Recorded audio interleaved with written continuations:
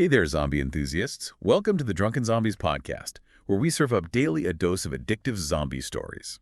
I'm Adrian, and I am so stoked to be kicking off this brand new show with you all.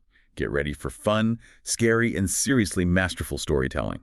The type that will leave you hungry for more tales of brains and mayhem. And joining me tonight is our resident zombie expert, Julia. Hi, Adrian, and hello to all our listeners out there. Thrilled to be here to journey with you all into the world of the undead. Before we even get started, don't forget to rate and follow the show. That way you won't miss a single episode. All right, so let's talk about what we've got for you all today. You shared some fascinating research on how zombies are shown in the media, with articles like From Romero to The Walking Dead, The Evolution of the Zombie Myth, and Zombies as a Reflection of Societal Anxieties. Plus, your notes on zombie video games and even classic literature touch on some really interesting themes. Absolutely. What really hit me was how the zombie concept has evolved. It's not just about mindless, flesh-eating monsters anymore. It's fascinating how those early zombie films were like allegories for social anxieties, whether it was fear of communism during the Cold War or society breaking down. Exactly. You've got George Romero's classic Night of the Living Dead, which many interpret as a commentary on racial tensions and consumerism. And then you've got the more recent stuff, like The Walking Dead, which explores the psychological and interpersonal challenges of trying to survive in a post-apocalyptic world. Right, and those notes you have on zombie video games highlight how interactive media allows us to explore those themes in a more visceral way. I'm thinking about games like Left 4 Dead, where teamwork and strategy becomes so crucial when you're facing hordes of infected. Yeah, it's not just about mindlessly shooting. It's about making those tough choices under pressure, understanding how your individual actions impact the group's chances of survival. And that ties in nicely with zombies representing a loss of individuality. They become this faceless horde driven by a single primal urge. I found that so interesting in the article, The Psychology of the Zombie, Fear of the Collective. It argues that our fascination with zombies stems from a subconscious anxiety about losing ourselves within a larger group. It's like the ultimate nightmare of conformity, being stripped of your individuality and becoming part of a mindless collective. Right. Which is why the stories that focus on the human element amidst the chaos are the ones that tend to resonate so strongly with us. We're drawn to characters who manage to retain their humanity, even when facing unimaginable horror. It's their struggle to maintain connection, compassion, and hope that gives us something to hold on to. Absolutely. And that's where the whole concept of leadership comes in. In your notes, you highlighted the different leadership styles that we see in different zombie narratives. You've got the authoritarian leader who demands obedience, the pragmatic leader who prioritizes survival above all else, and the compassionate leader who tries to preserve a sense of community even when things are so dire. Makes you think about what qualities would be essential for leading a group through something so catastrophic. Definitely. And it's not always about brute force or military tactics. Sometimes it's about empathy, understanding, and being able to inspire hope in others. Which brings us to the question of adaptation. How have different zombie narratives explored the ways humans adapt to survive in a world overrun by the undead? That's a great point. You mentioned in your notes how some stories focus on technological advancements, like in World War Z, where they're developing a vaccine to make humans invisible to zombies, Right. while others, like The Walking Dead, emphasize more primitive survival skills, like scavenging, crafting weapons, and learning to live off the land. It's almost as if there's a spectrum of adaptation, from embracing technology to rejecting it and going for a simpler, more primal existence. Right. Which raises an interesting question. What does it truly mean to survive in a zombie apocalypse? Is it just about staying alive? Or is there something more to it? I think that's what makes the zombie genre so compelling. It makes us confront some fundamental questions about humanity, our values, and what we're willing to sacrifice to survive. It's not just about escaping the undead. It's about grappling with the moral and ethical dilemmas that pop up when civilization collapses and the rules of society no longer apply. Exactly. And I think that's a perfect segue into the next part of our discussion, where we're going to delve into some of the ethical dilemmas that we see in zombie narratives. But before we get there, let's take a quick break and we'll be right back to explore the darker side of the zombie apocalypse. All right, we're back and ready to tackle some of the heavier themes that emerge in zombie stories. You know, when we talk about surviving a zombie apocalypse, it's easy to focus on the physical challenges, the need for food, shelter, and protection from the undead. But what about the moral and ethical dilemmas that arise when the world as we know it falls apart? That's what I found so interesting about the article, The Moral Landscape of the Zombie Apocalypse. It argues that these narratives force us to confront difficult questions about what it means to be human in extreme circumstances. Exactly. You highlighted in your notes how the breakdown of societal norms can lead to a shift in our ethical compass. Suddenly, actions that were once unthinkable become necessary for survival. Yeah. It's like the classic trolley problem, amplified a thousandfold. Do you sacrifice one life to save many? Do you steal to feed your family?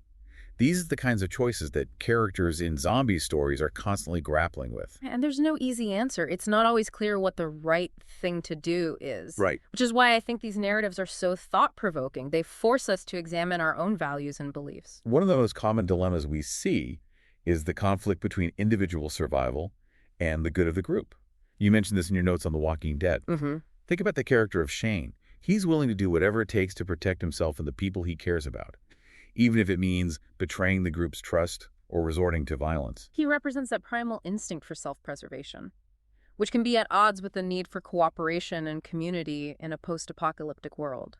And then you have characters like Rick, who try to maintain a sense of morality and justice, even when surrounded by chaos. It's a constant struggle to balance those competing impulses. It's like the line between hero and villain becomes blurred in these stories, because sometimes the choices that ensure survival are the ones that compromise our morals. That's what makes the zombie genre so compelling. It's not just about the gore and the action. It's about exploring the depths of human nature and the complexities of moral decision-making. Exactly. You also touched on the theme of trust. How do you know who to trust when the world is filled with potential threats, both human and undead? That's a crucial element in many zombie narratives, because in a world where resources are scarce and danger lurks around every corner, trust becomes so precious. And it's often tested in the most brutal ways. You see characters betray each other, lie, cheat, steal, all in the name of survival. Right. It makes you question whether humanity's inherent goodness can prevail in such extreme circumstances. Which is why the stories that showcase acts of kindness, compassion, and selflessness amidst the darkness are so powerful. They remind us that even in the bleakest of times, hope and humanity can endure. It's like a flicker of light in the midst of all the darkness. A reminder that even when the world seems to have gone mad, there's still good to be found in people. I agree. And that brings us to another fascinating aspect of your research, the role of hope in zombie narratives. Why is it so important for characters and for us as viewers to cling to hope, even when all seems lost? I think it's because hope is what drives us to keep fighting, to keep believing that things can get better. Without hope, we're left with despair and resignation. And in a zombie apocalypse, that's a sure way to doom. Hope is what fuels the character's quest for a cure, for a safe haven, for a way to rebuild society. And it's hope that keeps us engaged as viewers. We want to believe that even when facing overwhelming odds, humanity can triumph. It's interesting how the zombie itself can be seen as a metaphor for hopelessness. It represents this relentless, unstoppable force that threatens to consume everything. And yet, even facing that threat, we see characters who refuse to give up, who find ways to resist, to adapt, to survive. They embody the spirit of hope even when things are at their darkest. It's like the human spirit itself is being tested in these narratives. Can we overcome our fears, our weaknesses, our primal instincts, to preserve what makes us human? And that's the question that I think lingers long after we finish a zombie book, movie, or video game. What would we do in that same situation? Would we rise to the challenge, or would we succumb to the despair? It's a powerful reminder that even when facing unimaginable horror, humanity is capable of both great evil and great good. And in the end, it's our choices that determine which path we take. Speaking of choices, we've covered a lot in this discussion, from how the zombie myth has evolved to the ethical dilemmas of survival, the role of hope, and the complex relationship between zombies' technology and the anxieties of our times. We've seen how the zombie genre reflects our deepest fears about the world, but also offers us glimpses of hope, resilience, and the enduring power of the human spirit. So keep those brains sharp, zombie enthusiasts. And remember, the next time you encounter a zombie story, don't just run and hide. Take a moment to consider what it's trying to tell us about ourselves and the world we live in. That's a great point. Thanks for joining us on this thrilling journey into the world of the undead. We'll be back tomorrow with another dose of addictive zombie stories. Until then, stay safe, stay curious, and don't forget to rate and follow the show. Good night, zombie fans. All right, we're back and ready to tackle some heavier themes, the ones that emerge in zombie stories. You know, when we talk about surviving a zombie apocalypse, It's easy to get hung up on the physical challenges, getting food, shelter, and protection from those undead. But what about the morals and ethics, the dilemmas that come up when the world as we know it just crumbles? That's what I found so interesting about the article, The Moral Landscape of the Zombie Apocalypse. It argues that these stories, they make us confront difficult questions about what it means to even be human when things are that extreme. Exactly. You highlighted in your notes how the breakdown of societal norms Yeah. can really shift our ethical compass. Like suddenly actions that were once unthinkable become necessary for survival. Yeah. It's like that classic trolley problem, amplified 1,000-fold. Do you sacrifice one life to save a bunch of others? Do you steal just to feed your family? These are the kind of choices that characters in zombie stories are constantly having to deal with. And there's never an easy answer. It's not always clear what the right thing is, Right. which is why I think these stories make you think so much. They force us to examine our own values. One of the most common dilemmas we see is the conflict between individual survival and what's good for the group. You mentioned this in your notes on The Walking Dead. Uh-huh. Think about Shane. He's willing to do anything to protect himself and those he cares about, Yeah. even if it means betraying the group's trust or even resorting to violence. He represents that primal instinct for self-preservation, which can clash with the need for cooperation and a sense of community in a post-apocalyptic world.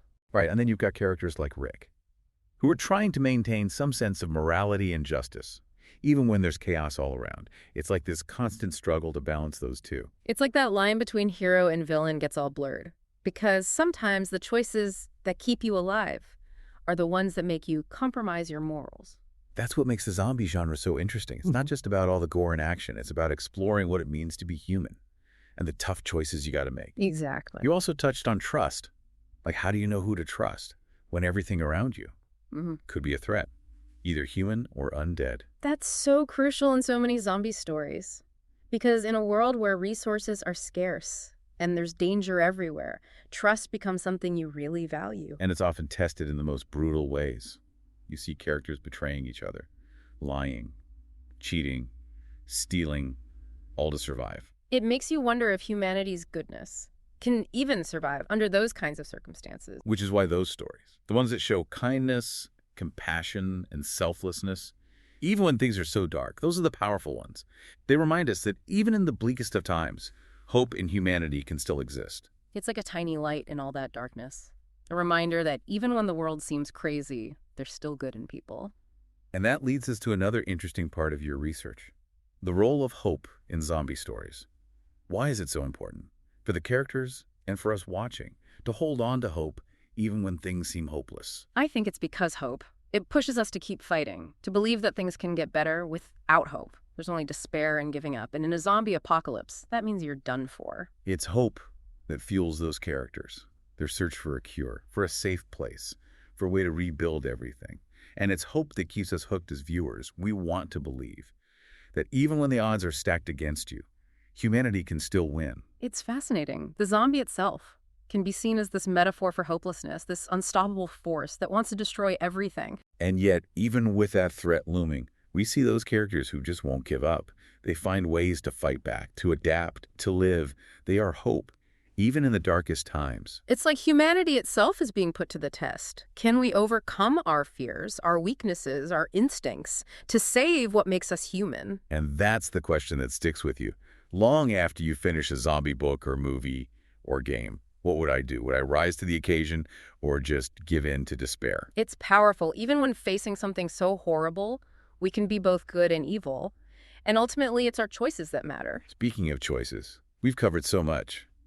From how the zombie myth has changed, to the ethics of survival, the importance of hope, and how zombies and technology reflect the anxieties of our time. We've seen how the zombie genre shows our deepest fears, but it also gives us glimpses of hope, of resilience, and the power of the human spirit. So keep those brains sharp, zombie enthusiasts. And remember, when you come across a zombie story, don't just run and hide. Think about what it's saying about us and the world we live in. That's such a good point. Thanks for coming along with us on this journey into the world of the undead. We'll be back tomorrow with another dose of those addictive zombie stories. Until then, stay safe, stay curious. And don't forget to rate and follow the show. Good night, zombie fans. We're back, and now we're going to explore something pretty fascinating. The connection between zombies' technology and the anxieties of the modern age. When you really think about it, the zombie genre is often like a cautionary tale about all the potential downsides to technological progress. It's like we're so drawn to the idea of technology, like it gets out of control, turns against us, and then boom, we're doomed. Right, and you specifically mentioned this concept, the technological zombie, in your notes. It's not just those flesh-eating monsters anymore. It's like this fear of becoming slaves to our own creations, losing our humanity to all this progress. And there's so many examples of this in pop culture. Like you've got movies like The Matrix, where humans are enslaved by machines, and Ex Machina.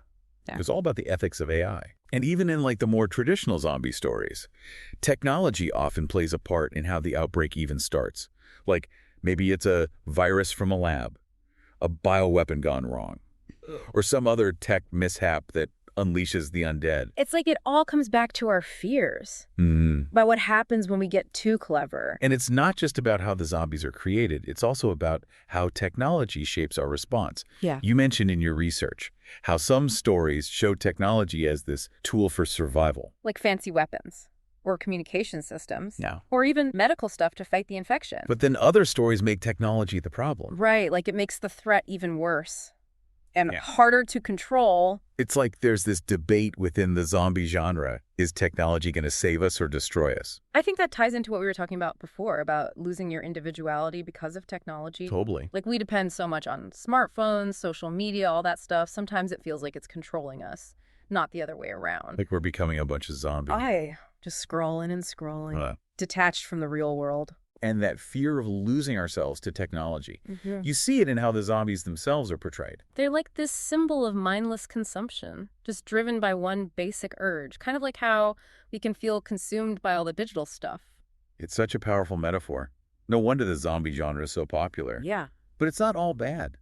You also mentioned some examples where technology is used for good, to connect people and build communities, even during a zombie apocalypse. Oh, yeah, definitely. Like in Station 11, where the survivors use art, music, and technology to keep some of civilization alive and give people hope. It shows that even when tech goes wrong, we can still adapt and use it for good. Technology isn't good or bad on its own. It's all about how we use it.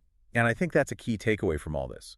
When we think about zombies technology and what we're all worried about today, we have the power to decide how technology develops, to make sure it helps us, not enslaves us. It's a reminder to be careful, to use technology wisely, and never forget what makes us human. And on that note, it's time to wrap up this awesome conversation. We've covered so much, from how the zombie myth has changed over time, to the moral dilemmas of survival, the importance of hope, and that connection between zombies' technology and our modern anxieties. We've seen how the zombie genre can tap into our deepest fears, but it also shows us hope, resilience, and the strength of the human spirit. So keep those brains sharp, zombie enthusiasts. And remember, the next time you're watching, reading, or playing something zombie-related, don't just run and hide.